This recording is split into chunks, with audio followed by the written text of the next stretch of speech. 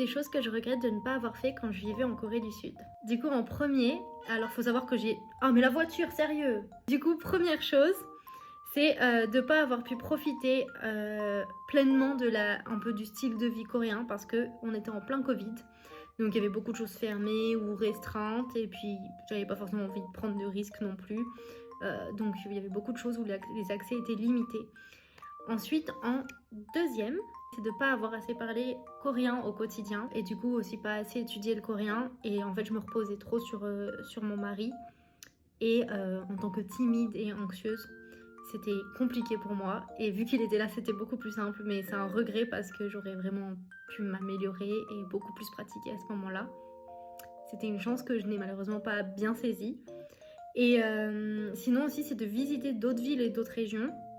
J'ai visité, bien sûr depuis j'ai visité une autre ville, mais à l'époque je suis restée que à Séoul et une fois je suis allée à Gangneung et c'est tout. Bon après j'avais pas trop le temps et l'argent à ce moment-là, mais c'est vrai que j'aurais aimé voir beaucoup plus d'autres régions, d'autres aspects de la Corée. Une chose dont j'avais déjà parlé dans une de mes autres vidéos, c'est de ne pas pouvoir être restée plus longtemps, puisque de base je voulais rester 1 an, voire plus, mais à cause du Covid, je suis restée, j'ai pas pu prendre de PVT et j'ai pu rester que 9 mois.